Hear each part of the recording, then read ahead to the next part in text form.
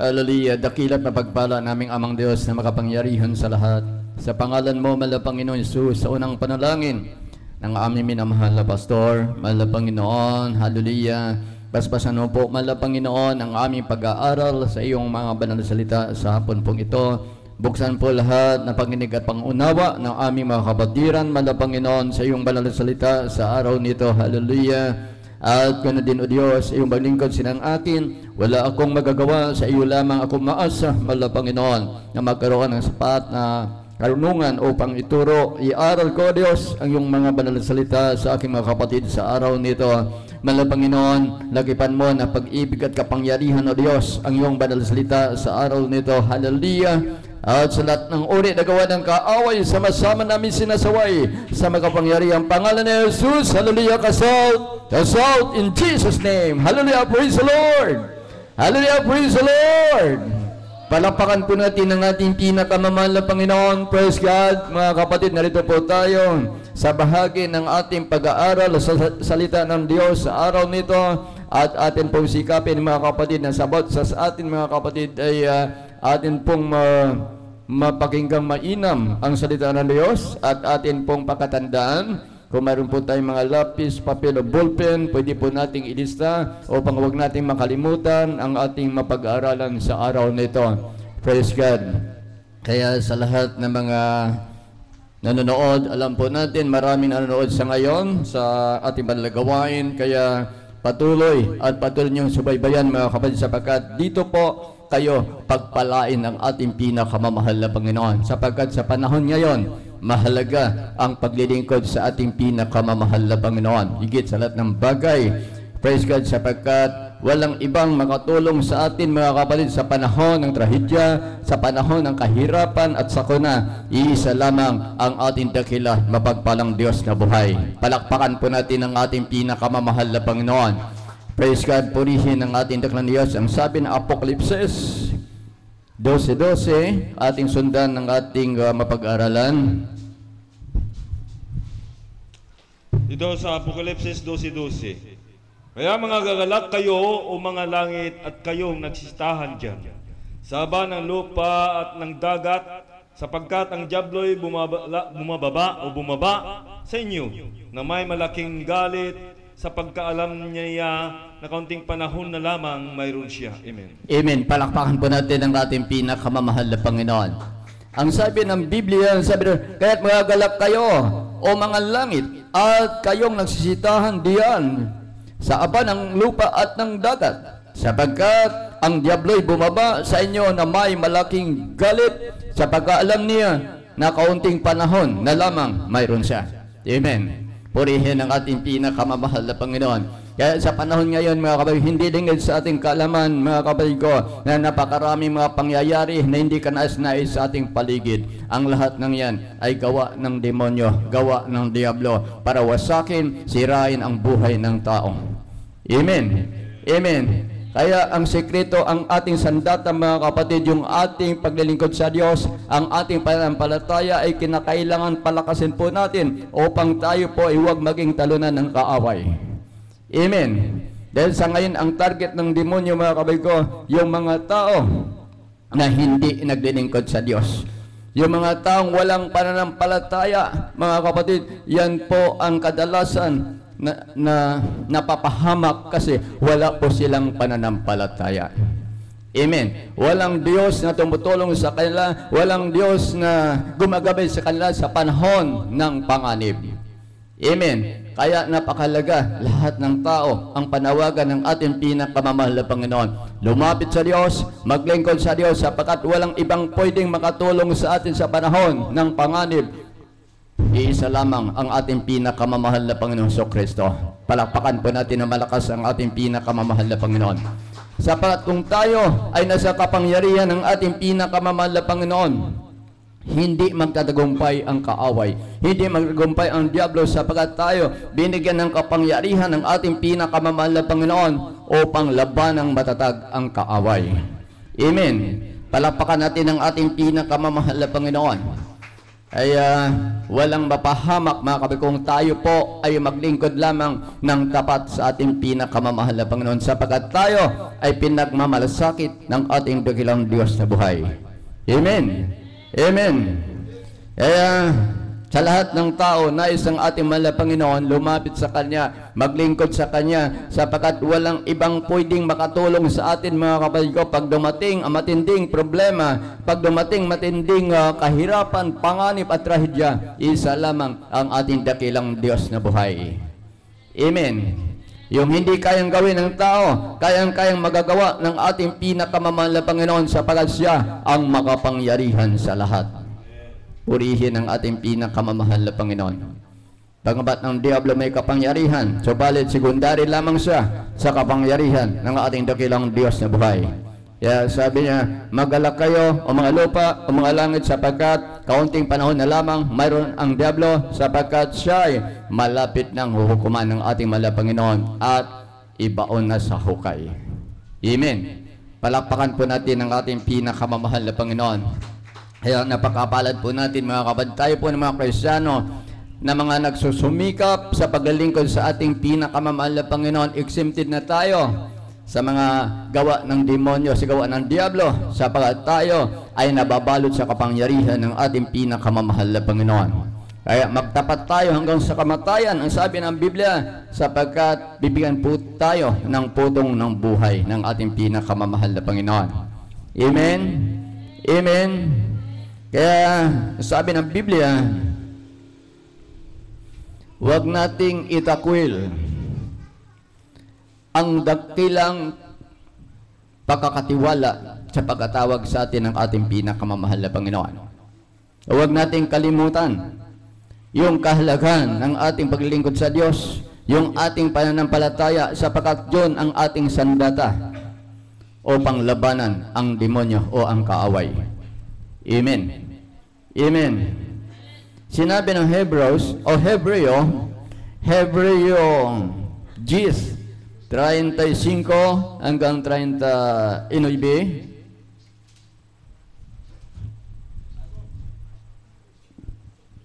Sinabi rito ng Biblia sa Hebreo 10:35 hanggang 39, huwag ninyong itakwil ang inyong pagkakatiwala na may dakilang gantimpala. Anong ibig sabihin ng Biblia? Huwag nating pababayaan matapos nating tanggapin ang ating pinakamamahal na Panginoon. Matapos tayong tawagin ang ating pinakamamahal na Panginoon, mga kapatid, pahalagan po natin ang pagkatawag sa atin ng ating dakilang Diyos. Amen. Matapos tayong pagpalain, binihisan ng ating pinakamamahal na Panginoon, binagaling ang ating mga karamdaman, binagong lubusan ng ating buhay, mga kapatid ko, iniligtas tayo sa mga panganib, kinakailangan, yan ay atin pong pahalagahan. Amen? Dahil wala tayong ikaganti sa ating pinakamamahal na Panginoon, wala tayong ibabayad sa ating dakilang Diyos, kundi ito lamang ang papurihan lagi ang banal na pangalan ng ating mahal na Panginoon. Kaya ang sekreto, mga kapatid ko, lagi po tayong dumalo sa gawain, magtapat sa lahat ng bagay, sapagkat yan ang mga pamaraan upang ang tao, mga kapatid ko, maging takapagmana ng langit at buhay na walang hanggan. Balakpakan po natin na malakas ang ating pinakamamahal na Panginoon. Ang sabi dito sa 36, sapagkat kayo'y nangangailangan ng pagtitiis upang kung inyong magawa ang kalooban ng Diyos ay magsitanggap kayo ng pangako. Amen. Kaya sa ating paglilingkod sa ating pinakamamahal na Panginoon, mga kapatid, hindi puro rosas. Kuminsan dadaan din tayo sa mga pagsubok, kuminsan dadaan po tayo sa mga problema. Yan ang mga pamaraan, mga kapatid ko, upang makita sa atin ang ating sinserong paglilingkod sa ating pinakamamahal na Panginoon. Dahil pag hindi tayo dumaan sa mga pagsubok, pag hindi tayo dumaan sa mga problema, mga kapatid ko, paisi-isi lamang tayo sa ating paglilingkod sa ating pinakamamahal na Panginoon. Ngunit kung naroon ang pagsubok, naroon dumarating mga problema, mga kapatid, doon natin makikita at ipakita sa ating pinakamamahal na Panginoon yung ating sinserong paglilingkod sa ating dakilang Diyos. Sapagkat alam natin, walang ibang pwedeng makatulong sa atin. Yung hindi kayang gawin ng tao, ay kayang-kayang gawin ng ating pinakamamahal na Panginoon. Amen. At yan ay karanasan na natin yan, mga kapatid ko. Hindi lamang isa, hindi lamang 10, kundi libo-libo na ng mga Kristiyan nakapatunay na yung problema hindi natin kayang lutasin. Kayang-kayang lutasin ng ating dakilang Diyos na buhay. Amen. Kahit libo-libo, milyon-milyon man ang utang mo, kapag ikaw sumangguni sa ating pinakamamahal na Panginoon, lumapit sa Diyos at sundin ang kanyang banal na kalooban, mga kapatid ko, ang Diyos na riyan tumutulong sa atin. Palakpakan natin na malakas ang ating pinakamamahal na Panginoon. Wala pang tapat na Kristiyano, mga kapatid ko, na pinabayaan ang ating pinakamamahal na Panginoon. Lahat ng mga Kristiyanong tapat, mga kapatid ko, nariyan lagi ang kalutasan na problema. Nariyan ang kagalingan ng karamdaman. Nariyan ang kagalakan, mga kapatid ko, na kaloob ng ating dakilang Diyos na buhay. Amen. Kaya napatunayan natin, mga kapatid, ang Diyos sa banal na ministeryo pong ito ay tunay at totoong Diyos na mabait at makapangyarihan sa lahat. Importante lamang, mga kapatid, yung ating pagtalima, yung ating pagsunod, yung ating sinserong paglilingkod sa Diyos. Yan ang mga pamaraan upang tayo ay pagpalain lubusan ng ating pinakamamahal na Panginoon. Amen. Palakpakan natin ang ating dakilang Diyos. Kaya sabi dito sa 37, sapagkat sa madaling panahon siyang pumaparito ay darating at hindi magluluwa. Amen. Babalik at babalik ang ating pinakamamahal na Panginoon. Sa oras at panahon, hindi po natin inaasahan. Hindi po natin iniisip. Kaya ang sekreto, mga kapatid ko, yung ating kainitan sa Diyos, huwag nating bawasan. Kundi magpapatuloy po tayo, magpapatuloy, may problema sa wala, mga kapatid ko, kinakailangan paglingkuran po natin ang ating pinakamamahal na Panginoon. Dahil mahalagang bagay ang paglilingkod sa Diyos. Mahalaga sa lahat ng bagay ang pagpupuri sa ating pinakamamahal na Panginoon. Mahalaga sa lahat ng bagay ang ating katapatan sa ating paglilingkod sa Diyos. Amen. Amen. Kaya sabi dito sa 38, ngunit ang aking lingkod na matuwid ay mabubuhay sa pananampalataya, at kung siya ay umurong ay hindi kalugdan ng aking kaluluwa. Kaya sa ating paglilingkod sa Diyos, mga kapatid, wala ng atrasan. Ito na ang ating buhay. Bilang mga tunay na mga hinirang ng Diyos, bilang mga tunay na mga tinawag ng ating pinakamamahal na Panginoon, ito na ang ating buhay. Hindi na kailangan tayo umatras pa, sapagkat tayo na ang ating obligasyon. Yan po ay ating dapat gampanan, ang ating mga tungkulin sa ating pinakamamahal na Panginoon, sapagkat darating ang Diyos sa oras at panahon hindi po natin iniisip. Kaya sa atin, mga kapatid ko, ay rapture na ang target po natin. Kung nung araw, ang pangako ng ating pinakamamahal na Panginoon sa mga Kristiyano sa panahon nila Moises, mga kapatid, lupang pangako. Pero ngayon, hindi na, kundi ang langit at buhay na walang hanggan. Yan na ang pangako ng ating pinakamamahal na Panginoon. Kaya mahalaga, pagsusumikap ng bawat isa hanggat maaari, mga kapatid, huwag tayong manghina, huwag tayong mapagod, huwag tayong manglupaypay sa ating paglilingkod sa ating pinakamamahal na Panginoon hanggat maaari magtapat po tayo sa lahat ng bagay. Amen. Amen. Ang sabi ito sa 29, ngunit tayo hindi doon sa mga nagsibalik sa kapahamakan, kundi doon sa mga may pananampalataya sa ikiligtas ng ating mga kaluluwa. Kaya yung ating mga kapatiran na mga unti-unting nanalamig, kinakailangan manumbalik na sa paglilingkod sa Diyos.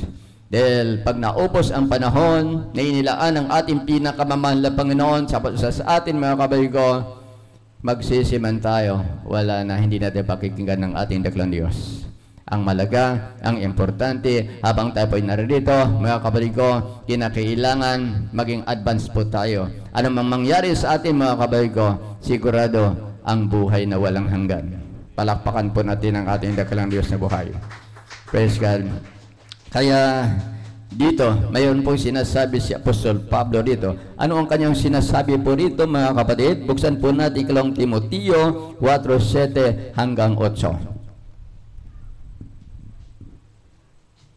2 Timoteo 4:7-8. Nakipagbaka ako ng mabuting pakipagbaka.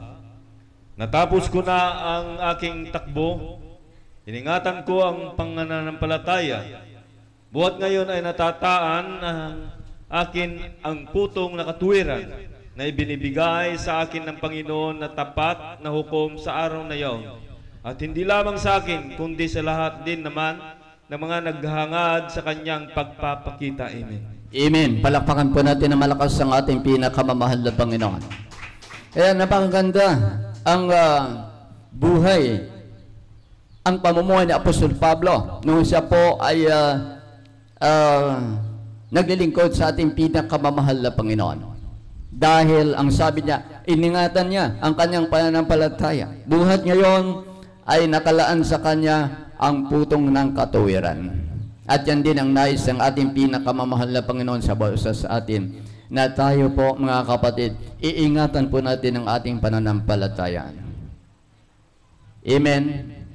Dahil sa oras na tayo pumanlamig, umanglupaypay mga kabay ko, goodbye kaligtasan. Sabi nga ng ating malapastor, huwag natin sabihin malakas po tayo. Huwag natin sabihin nakatayo po tayo ngayon. Bukas makalawa, hindi po natin alam kung matitisod tayo o anong mangyari sa ating pananampalataya.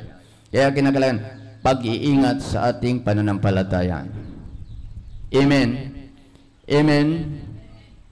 Ingatan ang pananampalataya sapagkat ito lamang ang paraan upang ang tao ng Diyos maging tagapagmana ng langit at buhay na walang hanggan. Ang sabi rito, nakipagbaka ako ng mabuting pakipagbaka. Natapos ko na ang aking takbo. Iningatan ko ang pananampalataya. Yung mabuting paglilingkod ang nais ng ating pinakamamahal na Panginoon. Amen. Hindi urong solong, hindi urong abante. Kasi walang magagawa ang pag-alinlangan. Kinakailangan sa bawat isa bilang mananampalataya, yung pong sigurista sa kaligtasan. Amen. Amen. Sabi sa 8, buhat ngayon ay nakataan sa akin ang putong na katuwiran na ibinigay sa akin ng Panginoon na tapat at hukom sa araw na yaon at hindi lamang sa akin kundi sa lahat din naman ng mga naghahangad sa kanyang pagpapakita. Amen. Hindi lamang sa kanya mga kapatid, kundi sa lahat ng mga naghahangad na makita ang ating pinakamamahal na Panginoon. Katulad natin, alam nating lahat, na tayo pong lahat, alam po natin, na nais natin ang langit at buhay na walang hanggan. Nais natin na tayo pong lahat ay marapture po tayo. Ngunit mayroon pong pamaraan upang tayo po ay marapture. Amen. Yung ating tapat na paglilingkod sa Diyos, yung ating malinis sa paglilingkod sa Diyos, yung ating katapatan sa ating pinakamamahal na Panginoon, hanggang sa pagbabalik ng ating dakilang Diyos, nais ng ating mahal na Panginoon, tayo po ay maratnan na tayo ay maiinit na sumusunod sa kalooban ng Diyos. Amen. Hindi urong abante, hindi atras abante. Dahil pagka ganon ang ating paglilingkod sa ating dakilang Diyos, kapag ganon ang uri ng pananampalataya po natin mga kabay ko, hindi tayo sigurado doon. Amen. Makakasiguro ka lamang sa kaligtasan mga kabay kung ikaw ay sincero na sumusunod sa kalooban ng Diyos. Nagtatapat ka sa lahat ng bagay, nagtatapat ka sa paglalo, sa pagbibigay, sa paghayo, sa kabanalan. Yan ang mga pamaraan upang ang tao ng Diyos ay makasiguro sa kaligtasan, maging nakapagmana ng buhay na walang hanggan. Palakpakan po natin na malakas ang ating pinakamamahal na Panginoon. Praise God. Kaya sa atin mga kabay ko, hindi dapat tayong matakot sa lahat ng uri na gawa ng kaaway. Sa kahirapan, sa problema, sa karamdaman, ang lahat ng yan ay ginagamit ng kaaway para tayo pabagsakin o pahinain ang ating pananampalataya. Pero hindi dapat nating katakutan yan mga kapatid, sapagkat tayo, hindi tayo binigyan ng Diyos ng espiritu ng katakutan, kundi yung pag-ibig at ang kahusayan. Yan ang binigay sa atin ng ating pinakamamahal na Panginoon. Amen? Amen? Pag-ibig at kahusayan at hindi ang katakutan. Kaya hindi dapat matakot tayo na magutom po tayo sa pag-ayuno, sa pagpapasting. Hindi dapat natin katakutan na tayo po ay magutom. Amen? Sapagkat ang ayuno, ang pagpapasting mga kapatid, ay may sapat na kapangyarihan mga minmahal para sa kadugulan ng ating mga dalangin. Amen. Yan ang sekreto ng isang tunay na mananampalataya. Amen. Dahil sa mga duwag, mga kapatid, sabi ng Biblia, sa mga duwag, walang ibang bahagi yan, kundi ang kapahamakan lamang. Ang dagat-dagatang apoy, ang impyerno, ang asopre na siyang ikalawang kamatayan. Doon ilalagay ang mga taong duwag, yung takot maglingkod sa Diyos dahil takot magutom, takot pabayaan ng trabaho, ha? Minsan, iba, inuuna ang hanap buhay o trabaho kaysa paglilingkod sa ating mahal na Panginoon. Kasi, takot magutom, takot mawala ng pera. Amen? Sa Biblia, mayroon kang pananamit, may pagkain ka, masyan ka na doon. Ang mahalaga, mga kapatid, tayo po ay nakasunod sa kalooban ng Diyos. Walang mahirap, mayaman sa paglilingkod sa Diyos. Tayo pong lahat ay pantay-pantay sa paningin ng ating pinakamamahal na Panginoon pagdating ng araw. Amen. Amen. Pare-pareho lang tayo sa paningin ng ating pinakamamahal na Panginoon. Maging mapera, masalapi, mayaman, maraming ari-arian, pareho lang tayo sa paningin ng ating dakilang Diyos. Dahil lahat ng bagay na yan, lahat ng ating tangkilik na yan, pagdating ng panahon, pagdating ng araw, wala po tayong madadala riyan. Kahit isang kusing. Isa lang ating madadala, ang ating pananampalataya sa ating pinakamamahal na Panginoon. Amen. Amen. Kaya napakapalad po natin, mga kapatid. Napakaraming mga mayayaman. Pero wala silang panahon na maglingkod sa Diyos. Wala silang panahon na magpapasalamat sa ating pinakamamahal na Panginoon. Ano kayang buhay mayroon sila pagdating ng takdang panahon? Pagdating ng araw na ang mundo pong ito ay gunawin ng ating pinakamamahal na Panginoon, ano kayang buhay mayroon ang mga mayayaman? Lalo na sa mga hindi naman naglilingkod sa ating pinakamamahal na Panginoon. Sa mga taong walang panahon sa pananampalataya sa Diyos, walang ibang naghihintay kundi ang kapamakan, ang impyerno, ang parusa na hindi kayang takasan ng tao kapag dumating ang araw. Amen. Ngunit ayon ng Diyos ang tao mapahamak. Hanggat maari ang tao maglingkod sa Diyos, lahat ng tao, mayaman, mahirap, dukha, pulubi, kinakailan, lumapit sa Diyos, maglingkod sa ating pinakamamahal na Panginoon, sapagkat siya lamang ang kaligtasan, walang iba ang ating pinakamamahal na Panginoon sa Kristo, pagdating ng takdang panahon. Amen. Palakpakan po natin na malakas ang ating dakilang Diyos sa buhay. Praise God.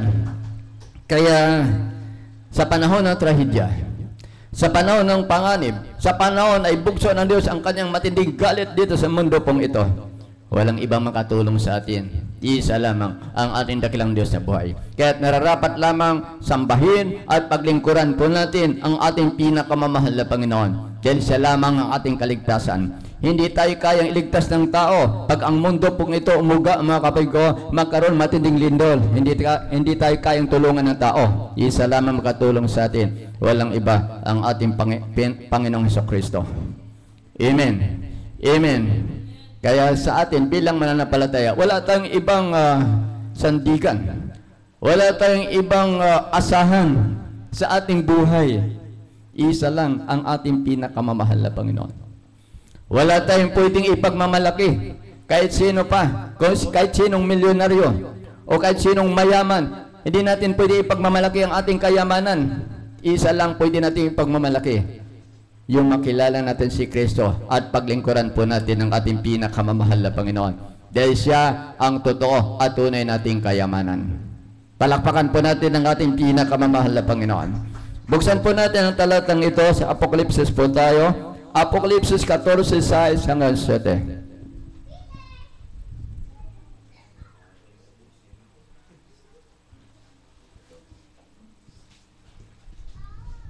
Dito sa Apokalipsis 14 verse 6 and 7. At nakita ko ang ibang anghel na may mabuting balita na walang hanggan upang ibalita sa mga nananahan sa lupa at sa bawat bansa at angkan at wika at bayan. Dito sa 7. At sinasabi niya ng malakas na tinig, matakot kayo sa Diyos at magbigay kaluwalhatian sa Kanya, sapagkat dumating ang panahon ng kanyang paghatol at magsisampalataya o magsisamba kayo sa gumawa ng langit at ng lupa at ng dagat at ng mga bukal ng tubig. Amen. Amen. Palakpakan po natin na malakas ang ating pinakamamahal na Panginoon. Kaya sa panahon ngayon, mga minamahal, wala tayong ibang dapat sambahin. Hindi ang kahoy, hindi ang rebulto, kundi ang Diyos gumawa ng langit at lupa. Siya lamang dapat natin paglingkuran. Siya lamang ang dapat natin sambahin dahil siya lamang ang ating kaligtasan. Amen. Hindi na taong nagsasalita rito, kundi anghel mula sa langit ang nagsasabi.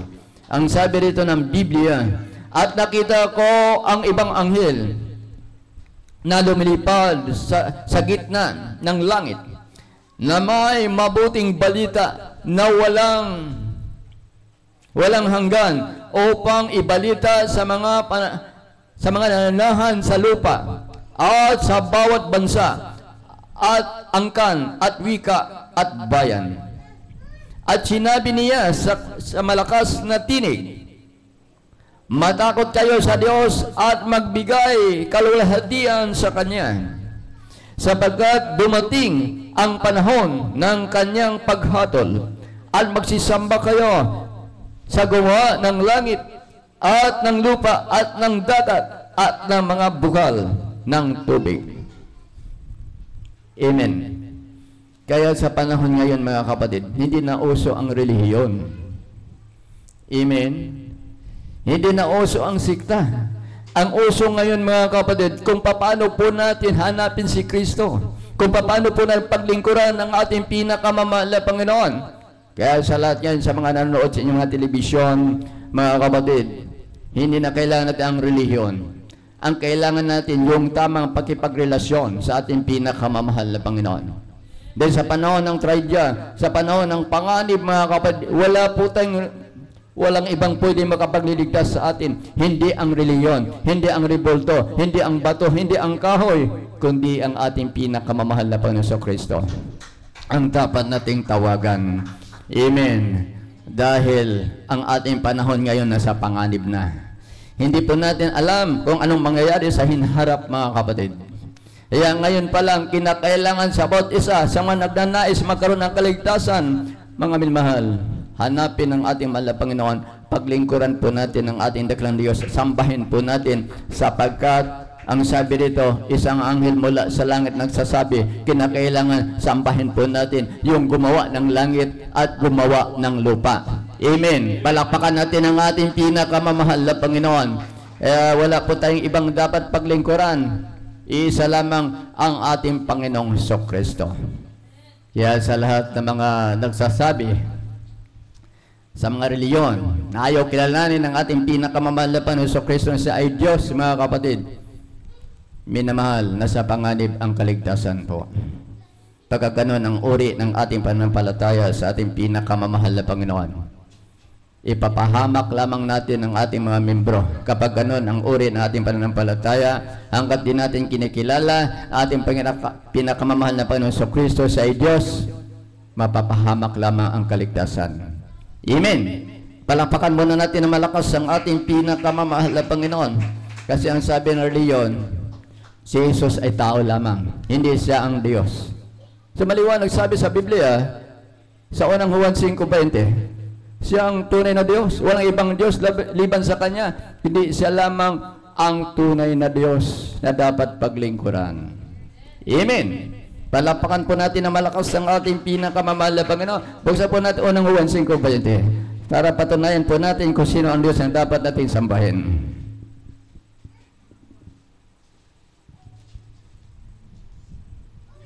Dito sa unang Juan 5:20, at nalalaman natin na parito ang anak ng Diyos at tayo binigyan ng pagkaunawa upang ating makilala siya na totoo at tayo na sa Kanya na totoo.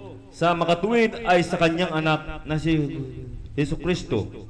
Ito ang tunay na Diyos at ang buhay na walang hanggan. Amen. Amen. Palakpakan po natin ang malakas sa ating pinakamamahal na Panginoon. So, ibig sabihin, mga mayroon pong patunay. Hindi tayo basta-bastang magsalita rito na wala po tayong patunay. Ang sabi rito ng unang Juan 5:20, at nalalaman natin na naparito ang anak ng Diyos at tayo binigyan ng pagkaunawa upang ating makilala siya na totoo at ay nasa Kanya na totoo. Sa makatuwid ay sa Kanyang anak na si Jesucristo, ito ang tunay na Diyos at ang buhay na walang hanggan.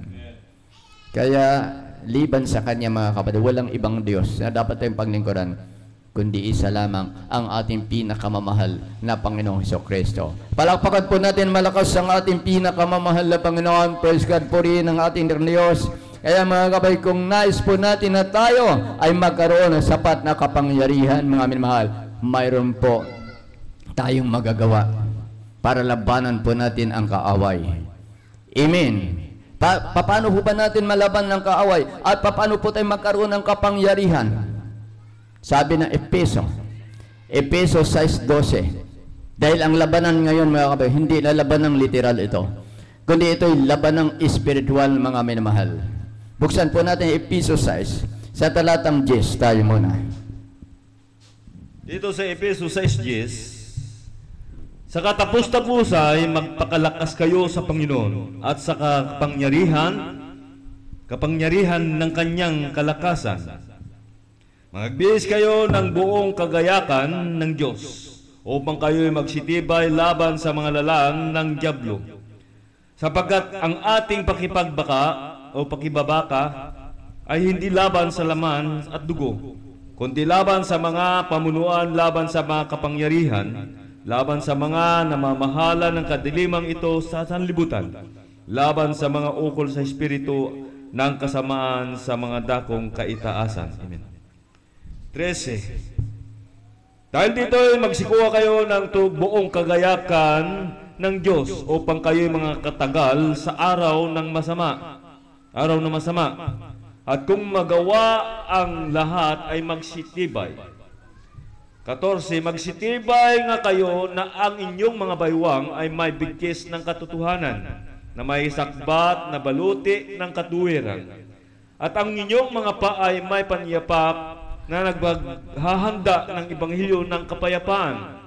16. Bukod dito ay taglayin ninyo ang kalasag ng pananampalataya na siyang ipapatay ninyo sa lahat ng nanganiningas na sulugi ng masama. 17. At magsikuha rin naman kayo ng turbante ng kaligtasan at ng tabak ng Espiritu na siyang salita ng Diyos, na nagsipanalangin kayo sa Espiritu ng lahat ng panalangin at daing sa buong panahon, at mangagpuyat sa buong katiyagan at daing na pagtungkol sa lahat ng mga banal. Amen. Palakpakan po natin ang malakas ang ating pinakamamahal na Panginoon. Ito ang ating sandata, mga kapatid, upang labanan po natin ang kaaway. Dahil ang labanan ngayon hindi na labanang pisikal, kundi ito'y labanang espiritual. Ang ating mga kaaway ay hindi po natin nakikita. Subalit, binigyan po tayo ng kapangyarihan ng ating pinakamamahal na Panginoon upang labanan nating matatag ang kaaway. Amen. Kaya kung nasa atin ang mga bagay nito, mga kapatid, hindi tayo maging talunan ng kalaban, kundi tayo maging isang mananagumpay na mga Kristiyano kapag nasa atin ang bahagi nito. Palakpakan po natin na malakas ang ating pinakamamahal na Panginoon. At God bless you, mga kapatid. Diyan po natapos ang ating pag-aaral sa salita ng ating pinakamamahal na Panginoon Jesus sa araw nito, at awitan po natin ng ating pinakamamahal na Panginoon.